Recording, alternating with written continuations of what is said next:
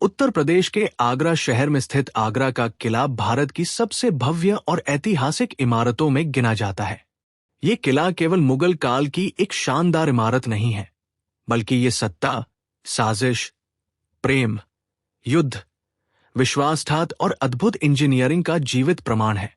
कहा जाता है कि जिसने आगरा के किले को समझ लिया, उसने मुगल साम्राज्य को समझ लिया। इतिहासकारों के अनुसार मुगलों के आने से पहले ये स्थान बादलगढ़ नाम से जाना जाता था। उस समय ये पूरी तरह से ईंटों से बना एक साधारण किला था। इस किले पर अलग अलग समय में मोहम्मद घनी, सिकंदर लोदी, इब्राहिम लोदी और हेमू जैसे शासकों का शासन रहा।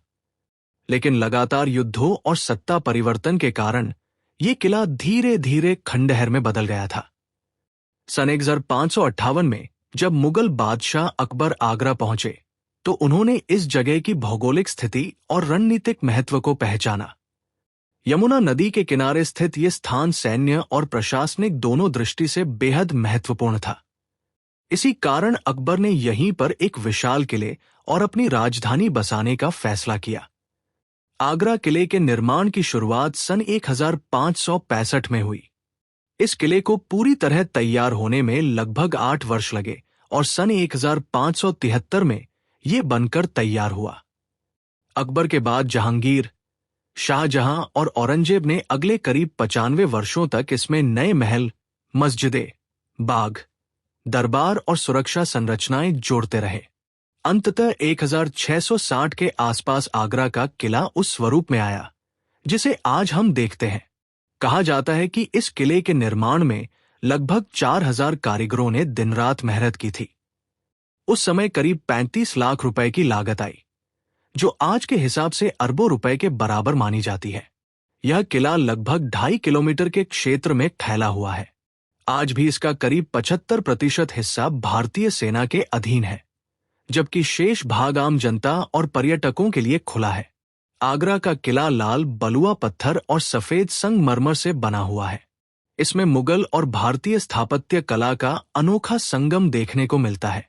अकबर और जहांगीर के समय बने हिस्सों में लाल पत्थर का उपयोग अधिक है, जबकि शाहजहां और औरंगजेब के समय बने महलों में सफेद संगमरमर की खूबसूरती देखने को मिलती है।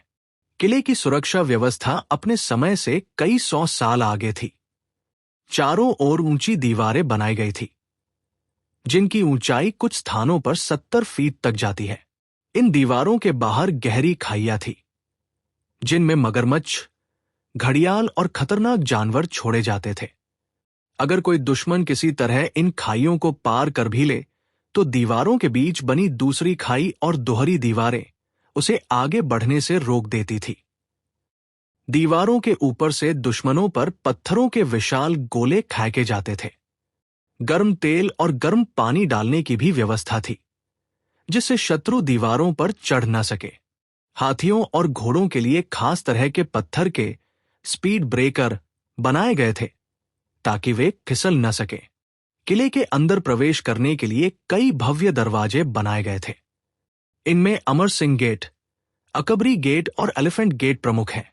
जब बादशाह किले में प्रवेश करते थे, तो नौबत खाने में ढोलन गाड़े बजाए जाते थे, ऊपर से फूल बरसाए जाते थे और दासियां नृत्य किया करती थी। आगरा किले के भीतर कई शानदार इमारतें मौजूद हैं। जहांगीर महल, जिसे रंग महल भी कहा जाता है, अकबर ने अपने पुत्र जहांगीर के लिए बनवाया था। यह महल राजस्थानी स्थापत्य शैली से प्रेरित है। कभी इसकी दीवारों पर कीमती पत्थर, सोना और रंगीन चित्रकारी की गई थी, जो आज समय के साथ नष्ट हो चुकी है। किले में बनाए गए महल केवल सुंदर ही नहीं थे, बल्कि तकनीकी रूप से भी बेहद उन्नत थे। यहां अद्भुत क्रॉस वेंटिलेशन सिस्टम बनाया गया था। दीवारों के भीतर खोखले गलियारे, पानी से भरे टैंक और खास खिड़कियां ऐसी बनाई गई थी कि यमुना नदी की ठंडी हवाएं पूरे महल को प्राकृतिक रूप से ठंडा रखती थी। यहां बना ड्रेनेज सिस्टम आज भी काम करता है। बारिश का पानी बिना कहीं जमा हुए सीधे यमुना नदी में चला जाता है। गर्मियों और सर्दियों के लिए अलग अलग महल बनाए गए थे, जिन्हें समर पैलेस और विंटर पैलेस कहा जाता था। शाहजहां के समय में आगरा किले का सबसे सुंदर और महंगा हिस्सा बनाया गया। खास महल, शीश महल और मुसम्मन बुर्ज उसी दौर की देन है। शीश महल में छोटे छोटे शीशे लगाए गए थे, जिन पर एक दीपक जलाने से पूरा महल हजारों रोशनियों की तरह चमक उठता था। कहा जाता है कि खास महल और शीश महल में हजारों किलो सोना और अनगिनत कीमती रत्न लगाए गए थे। लेकिन जब अंग्रेजों ने इस किले पर कब्जा किया तो उन्होंने इनमें से अधिकांश सोना और खजाना निकाल लिया। आगरा किला इतिहास की कई भावनात्मक घटनाओं का साक्षी भी रहा है। औरंगजेब ने अपने पिता शाहजहां को इसी किले के मुसम्मन बुर्ज में लगभग 8 वर्षों तक नजरबंद रखा। हालांकि शाहजहां को कैदी की तरह नहीं रखा गया, लेकिन उन्हें स्वतंत्रता भी नहीं थी। उनकी एकमात्र इच्छा थी कि वे जहां रहें वहां से ताजमहल दिखाई देता रहे, और ये इच्छा यही पूरी होती थी। दीवाने आम और दीवाने खास में बादशाह आम जनता और खास लोगों से मुलाकात किया करते थे। दीवाने आम में अकबर ने न्याय के लिए एक सोने की जंजीर लगवाई थी, जिसे खींचकर कोई भी व्यक्ति अपनी फरियाद बादशाह तक पहुंचा सकता था। आज आगरा का किला विश्व प्रसिद्ध ताजमहल से मात्र 2.5 किलोमीटर की दूरी पर स्थित है और ताजमहल के बाद आगरा का दूसरा सबसे अधिक देखा जाने वाला पर्यटन स्थल है। ये किला केवल पत्थरों से बनी इमारत नहीं, बल्कि भारत के गौरवशाली अतीत की एक जीवित कहानी है।